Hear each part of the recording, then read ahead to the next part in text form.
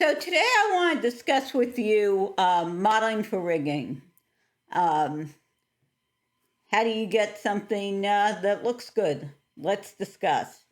So here you have three examples I was playing with. And the first one, I just did a bunch of random points and made it into the shape. This was based on the pincher example. That's what inspired this. Because I said, well, how, I want to make something that I can play with this this technique. So anyway, if you look here, if you turn all this off, what you're going to see, and you go to, well, nope, I need this. You go to points mode, you can see, let's move this over. And you select the spline here. You can see the points are rather haphazard. And ultimately, that leads to, this leads to an ugly topology. And what I did to display it, I just put it on display ground shading line so you can see it. And you can see this is rather ugly. The next thing I tried is another alternative is on this one. Let's look at this spline. Now, this was very odd. I saw it. Now, you notice the points are even. There probably aren't enough points at top. But when you put together and you do your extrude and you do your subdivision and your... Now, I don't know why the extrude moved the thing away from the point. That's something I have to research. But you can see that this is a lot better, but it's still there's still some weirdness in here. Finally, I decided to model it with my not great modeling skills, but I got something like this, and you can see this is a little bit heavy, perhaps.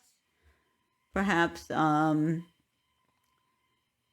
see, let's go to it. So this is just a simple cube that and you can see it's fairly simple. I could probably have maybe used fewer on the non-Y axes. And if you can see, you get pretty heavy when you bring on your subdivision surface. But this will be pretty straightforward.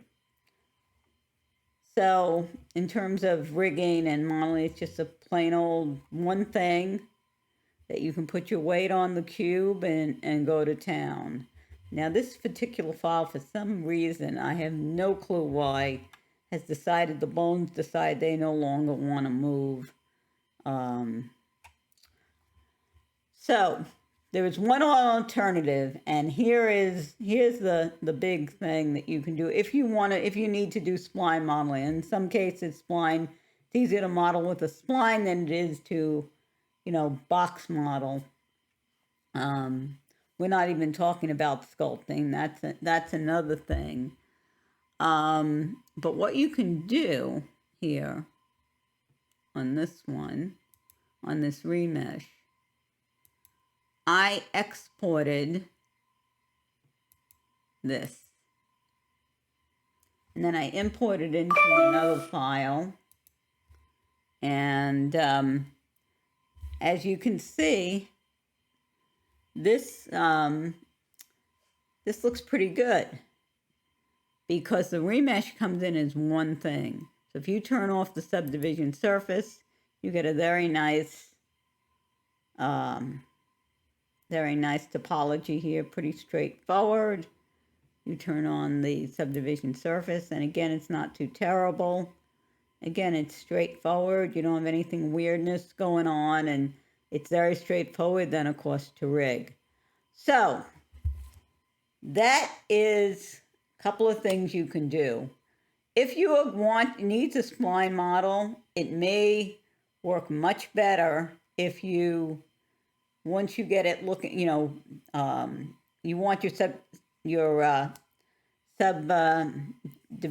remeshing and stuff like that, but it can make a lot cleaner thing if you export it and then re-import it. Now, one other thing that you need to know with the splines is there is something, let me show you the spline here. Here's your spline. What you can do is you can select points. Let's say you have these points. Whoop, that's not what I wanted to do. I'm going to go into point mode and I'm going to go into select. And let's say I select these points and I go my options. One of the options is subdivide. Now I'm not going to do it now, but that's how you can, let's say, do only a few points and then start breaking it into the number of points you need for a somewhat decent topology. So so again, you don't want to do this. This can work even better if you export it and you get a nice topology like this. And of course, modeling will give you a nice topology, as long as you're careful. Remember, in modeling, you want quads as much as possible. You don't want tries and things of that nature that aren't nice in models. So